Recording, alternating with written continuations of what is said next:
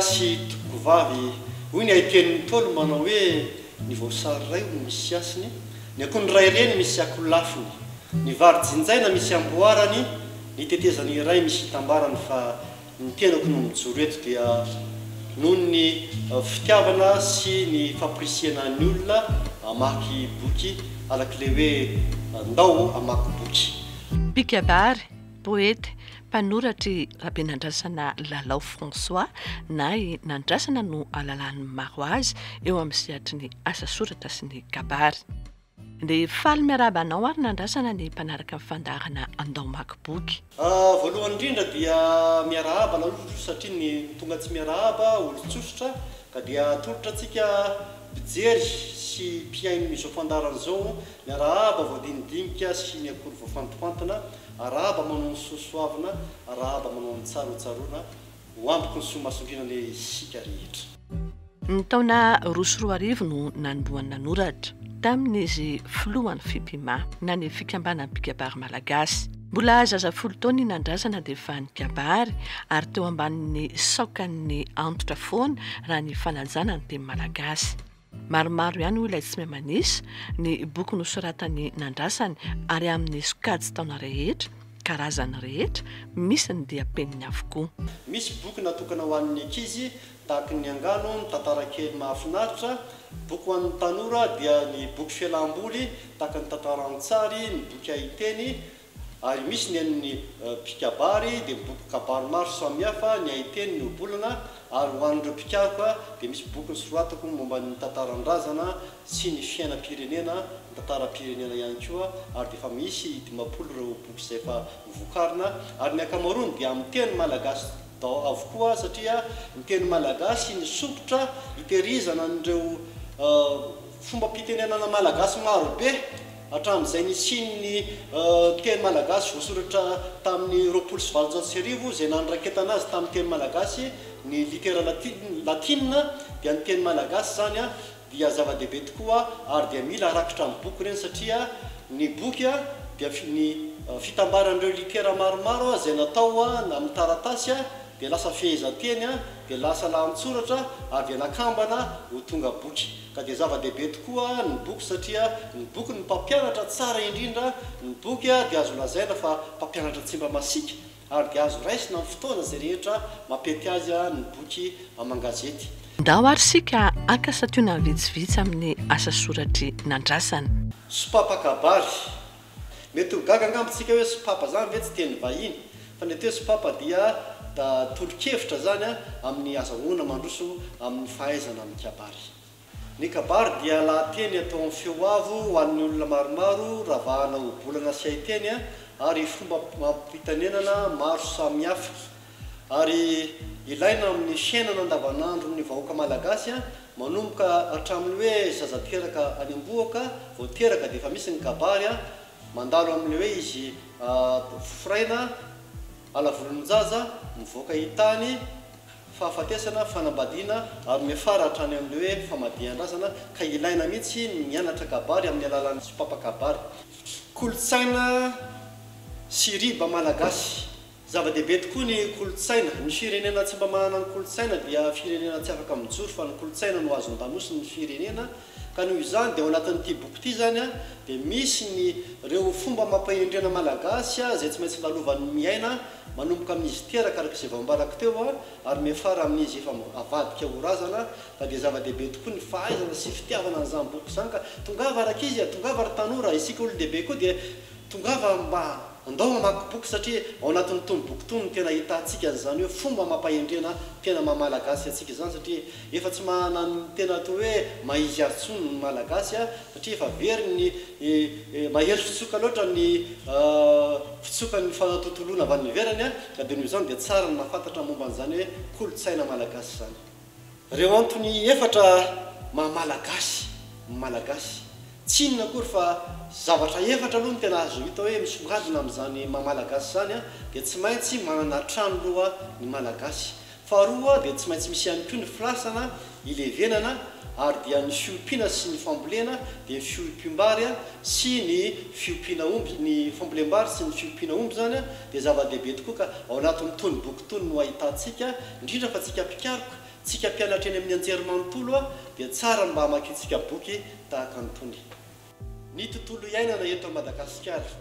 Raha nandalo teto Madagasikara ny mpaparanomasina tamin'ny septambra 2020 dia nanentana ny firenena manontolo teto Madagasikara ny amin'ny fikajiana sy ny fitandrovana ny tontolo iainana hoe lahara-pahamena zany, satria matoa misy zao fikorontanam-piainana sy fisavorovoro ny fiainana zanak'olombelona dia miapotika ny tontolo iainana, ka dia noho izany ilaina ny fikajiana sy ny fiarovana ny tontolo iainana. Ao anatin'ity boky ity ihany koa mety ahitantsika an'izany serasera sy fahaiza-miaina. Oleretsy amin'izao fotoana izao dia mampimenomenona ny ray aman-dreny mihitsy ny ankizy ankehitriny sy ny fitezanan'ny tanora fa efa sarotra angamany ny fitezana. Ilaina nefa ny any mahafantatra an'izany atao hoe fahaizana miaina izany, na ny anaty fiara iombonana izany, na ny am-piangonana izany, na eny an-dalana izany, na ny an-tsekoly izany a. Ka dia noho izany a misy tokoa ny boky ahafahana mahay miserasera sy mifandray amin'ny mpiarabelona amin'ny alalan'ny famakiana nytony boky tony a, mba azahoana manana fitsim-piainana sy mifanaja eo anivon'ny fiarahamonina. Ny fanandrona malagasy sy ny tsy ambaratelony. Efa maro ireo boky soratan'ireo manam-pahaizana, ireo zoky maro be teo aloha mikasika ny finoan'ny malagasy, ny fotom-pisainana momba an'izany hoe finoana zany. Ao anatin'izany ny atao hoe fanandrona, ao anatin'izany ny atao hoe sikidy, ao anatin'izany ny atao hoe zanahary.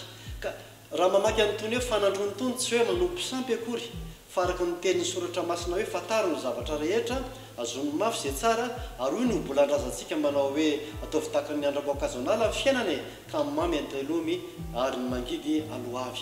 Ilaina mahafantatra momba an'izany hoe ahoana ny fieritreretana momba ny fanandrona. Ka raha ohatra tsika malagasy ao anao fasana tsy hitodika miatsinanana akory ny fasana fa tsy maintsy mitodika miakandrefany. Raha ohatra tsika ka amboly zavatra miantombo dia tsy maintsy amin'ny andro misandratr'andro no ambolena azy, ny ambolena an'izy fa tsy amin'ny midinandro. Raha zavatra fihinam-bodiny indray a dia tsy maintsy amin'ny andro mandrorona amin'ny hariva ny ambolena. Ohatran'izany rehefa manara-kakana dia tsy maintsy amin'ny tsinam-bolana. Maro be zany ny fanandrona dia siansa fa tsy finonom-poana akory a, ary sanatria tsy fanompon-tsampy a, ka dia mba fantaro ihany le retsy ny fomban-javatra. Fa zany nafahantsika malagasy a mba mitondra ny fiainantsika ary mba mivoatra. Zay zany mikasika nyity boky fanandrona sy ny tsy ambaratelony ity. Eny ary raha tany atokantrano ka hariva ny andro a dia mifara etsiketsika dia niditra-trano ary mifara raharaha dia mitoro-maso. Fa ankehitriny kosa mifara etsiketsika sy mifara raharaha dia niafatra ho antsika vahoaka malagasy tsy vaky volo a amin'ny fampirisiana antsika rehetra mba hamaky boky. Zava-dehibe tokoa ny famakiana boky, tsy atao tahaka ny dingadingana kady ka sady iva mivasoka, fa ataontsika tahaka ny asina mbato metendro zany famakiana boky zany a, ka sady avo ny mandana.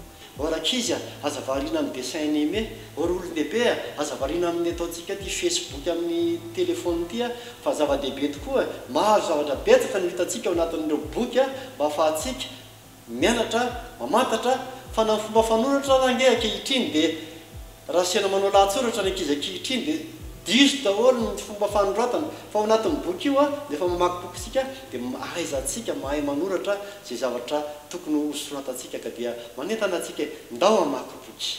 Ny mponina tsy tia vaky boky hono tsy afaka ampandroso firenena.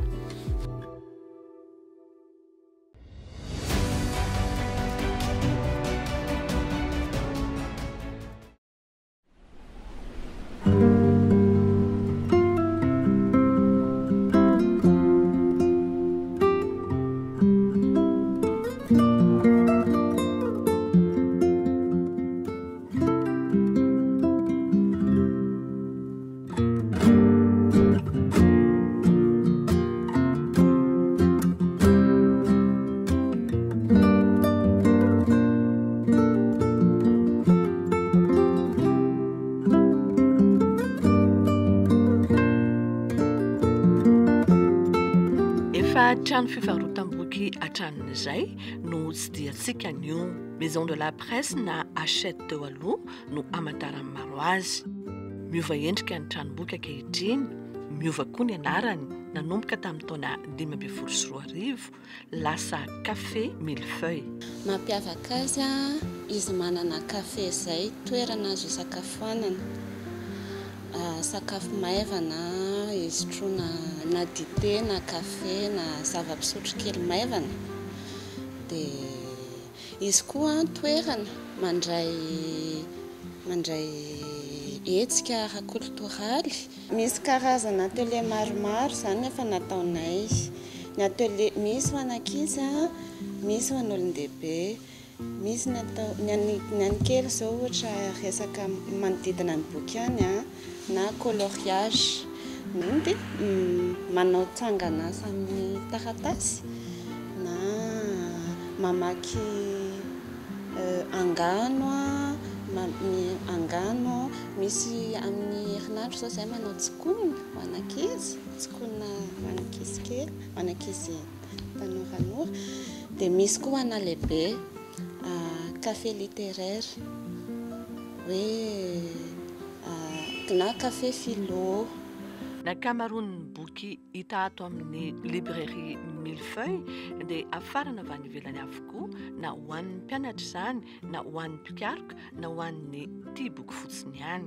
Fa ny tena mampiavaka anay ny boky développement personnel, tena manana rayon ngeza be izay momba an'izay. Ao koa ny ahitana ny boky gasy mazava loatra dia ny BD gasy, BD frantsay, hita daholo izany, hita daholo ny ankamaroany.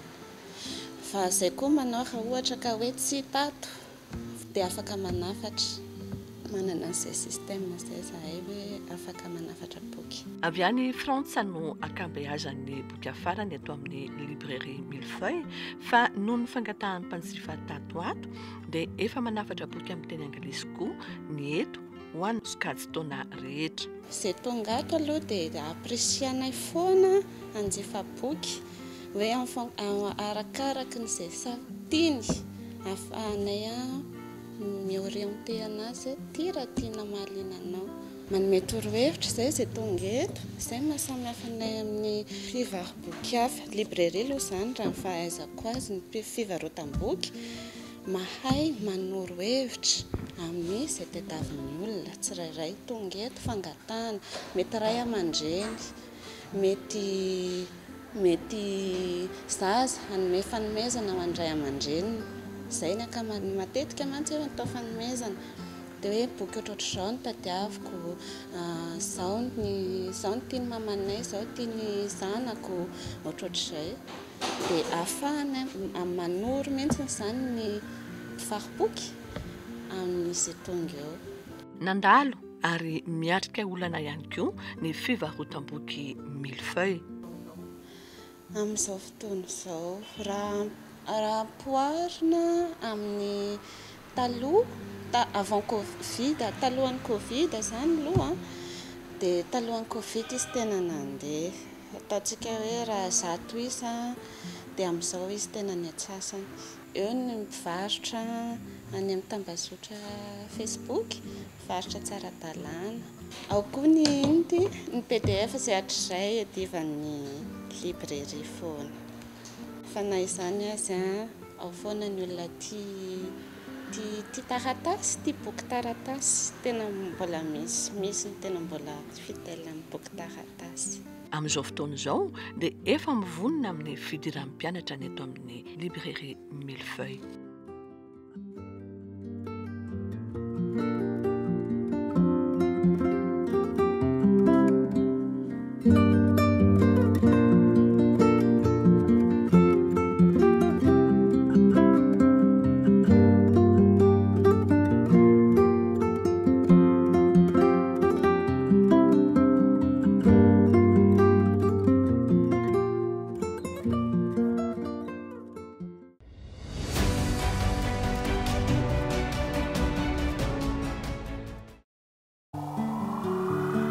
Ny taona 2024 tany ho any no niforonan'ny ALM na Association des librairies de Madagascar.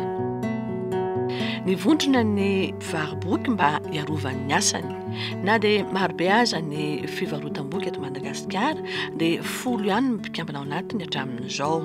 Fiofanana, fizarana traikefa, tombotsoa azo ao anatin'ny ALM. Io fivarotana boky io manko enarana Ianarana hoe ahoana ny andarana ny boky eny ambony fitoerany, ianarana hoe ohatrany ahoana ny fanafarana azy, miankina amin'le fivarotam-boky fa ny tena asan'ny ALM zao a dia manao fiofanana amin'ny fariboky.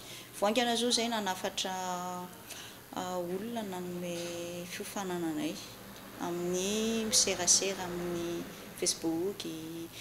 Natao hanampy eo amin'ny fandroson'ny asan'ny fampiasana ny teknôlôjia vaovao any ivelany fa mbola misy ihany koa nefa ny ady tsy mety vita eto an-toerana. Ny ady voalohany moa zany a dia ny fifaninanana amin'ny mpivaroboky tsy ara-dalàna ohatra, indrindrandrindra moa reny le manao photocopie sady miaro amin'ny mpanoratra koa zay a amin'izay zavatra zay, miaro amin'ny mpanota boky koa zay amin'izay saroto mihitsy zay amin'ireny. Anisan'ny ady ataonay koa zany dia mampirisika ny mpivaroboky mba ho ara-dalàna, dia zay koa ny antony idirany eo amin'ny fikambanana satria manampy azy zay. Manampy azy zay mba ho hitan'ny olona koa hoe ireo mpivaroboky manao fandaharana ohatran'izao ataonareo izao. Mba ho feo ray ihany koa zay rehefa ohatra ka hoe nanao salon du livre zao zay tamin'ny eritaona talohan'ny Covid iny, ataontsika hoe fa 2 taona angamba zany zay. Etsika salon du livre de la rentrée scolaire zay natao tao tokotanin'ny Bibliothèque nationale. Nisy fotoana ny boky izay ilaina any am-pianarana ihany no tsy fain'ny olona fa tatoato dia mivoatra ny fividin'ny olona boky. Ny malagasy tompoko dia efa mividy boky akoatran'ny boky fianarana. Développement personnel zao tena nandeha be tatoato. Hitako hoe efa tena mivoatra mihitsy ny fivarotanay boky. Efa zay mividy boky amin'ny resaka bande dessinée, littérature, ny tanora melina amin'ny littérature. Les communications mandeha be, connecté be ny tanora amin'izao fotoana, vetivety dia mahafantatra izy hoe zao indray ny boky vao mivoaka dia zay ny asanay mpivaroboky, manolotra an'ilay boky vao mivoaka. Dia ilay izay mivondrona zany a no manatona ny mpividy boky hoe reto zahay mpivaroboky a, tsy voatery hoe lafo ny boky a fa vidio aminay ny boky. Zay ny tena asa ataonay, tena manao communication zany zay hoe midira amin'ny trano mpivaroboky a fa tsy voatery lafo no eny amin'ny sisin-dalana ny boky. Tadidio fa ireo olona mivarotra amin'ny sisin-dalana ireo a mividy boky ao amin'ny fivarotany boky a dia izay mbola varotany eny amin'ny sisin-dalana eny indray avy eo. Amin'ny alalan'ny internet no afantara amin'ny mpivaroboky ny boky vaovao vao hivoaka, ny vidiny, ny boky tena mandeha amin'ny alalan'izay no anafarana ny boky ihany koa. Dia ny internet indray kosa aloha manao fifaninanana ihany amin'ny boky taratasy satria zay mamaky PDF amin'ny tablety ny tanora, na tsy ny tanora rehefa manomboka na ny olon-dehibe fa les bébés mahavita mamaky boky amin'ny internet. Fa ny ezahanay atao zao a, zany zao asa nataonay tamin'ny fikambanana dia ny fianarana hoe ahoana no angalana ny internet anatin'ny asan'ny mpivaroboky, ahoana ny ampiasaina an'io, fa atao mifandray ilay izy fa tsy voatery hoe atao manankana n'ilay asanay. Boky taratasy tompoko a dia betsaka mihitsy ny soa azo amin'ny boky taratasy. Na hodimbiasin'ny zandry io na atolotra io, ny karazany moa dia betsaka mihitsy a. Azo tehirizina, hafa ihany ny manana biblioteka ao an-trano, voavakinao izy androany dia afaka hiverenanao indray afaka herintaona. afaka soratsoratanao raha zay keo nytianao betsaka mihitsy ny soa azo amin'ny boky taratasy fa tena zay aloha mividy boky taratasy aloha raha ho anay mpivarotra boky manentana anareo amaky boky ny fivaritana boky eto Madagasikara dia isan-karazany raha ny atao fikambanana zao dia misy any mifaritra azadino any mifaritra misy fivarotam-boky fa tsy hoe eto Antananarivo ihany akory tsy dio ny fivarotam-boky sanatria tsy misy izay tadiavina afaka manafatra izy ireo zahay koa miara-miasa raha ohatra ka misy fivarotam-boky tsy zatra manafatra manatona ny fivarotam-boky anankiray izy zay efa zatra manafatra dia manafatra ho azy zay misy fiara-miasa mihitsy amin'ny mpivaroboky zay ao anatin'ny fikambanana. Misy foana ny tombontsoa azo ao anatin'ny fikambanana entina hanatsarana ny fomba fiasa ahitana vokatra ampitombo fiarina fa ny tanjona iraisan'ny mpivaroboky dia ny ahalafo boky be dia be sy ampitombo ny mpamaky boky.